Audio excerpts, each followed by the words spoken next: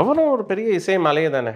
AR Rahman 90s மியூசிக்லாம் அவ்வளோ பிடிக்கும் சார் எனக்கு. ரொம்ப பிடிக்கும். அண்ட் 2005 வரைக்கும் ரொம்ப ரொம்ப பிடிக்கும் எனக்கு. அவர் 91ல அறிமுகமாக 92ல அவர் படம் ரிலீஸ் ஆச்சு. 2005 வரைக்கும் அவரோட பாடல்கள்லாம் ரொம்ப பிடிக்கும் எனக்கு. ரொம்ப ரொம்ப ரொம்ப பிடிக்கும். அண்ட் நான் அவர் ஒரு இளையராஜாவுக்கு அப்புறம் அவரை ஒரு பெரிய இசை மேதையாக தான் நான் பார்க்குறேன். இளையராஜாவுக்கு அப்புறம் எனக்கு பெரிய இசை மேதை ஏஆர் ரஹ்மான் தான். அதில் 2 பேருடைய இசைக்கும் என்ன முக்கியமான வேறுபாடுன்னு நினைக்கிறீங்க? வேறுபாடு இளையராஜா மியூசிக் வந்து ஒரு ஃப்ளோ ஒன்று இருக்கும் சார். அப்படியே ஒரு நேச்சுரலாக அருவி மாதிரி ஃப்ளோ ஆகிட்டே இருக்கும்.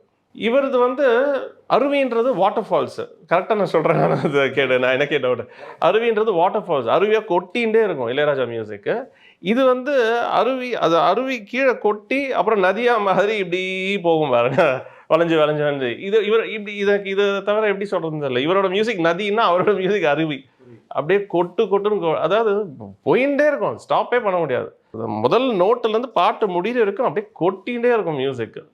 ஃபுல்லாக அந்த இன்டர்லூட்ஸ்லாம் கூட மெலடியாகவே போயின்னு இருப்பார் அவர். மெலடியாகவே போயின்னு இருக்கும். இவரோட அப்ரோச் அஃப்கோர்ஸ் இவர் மாற்றினார். பல விஷயத்தை மாற்றி புதுசாக பண்ணார். அதுவே மலைக்கத்தக்கதாக தான் இருந்தது. ஒரு புதுசாக இருந்தது. ஒரு பாரதிராஜா சார் சொல்கிற மாதிரி புதிய பரிமாணத்தில் இருந்தது.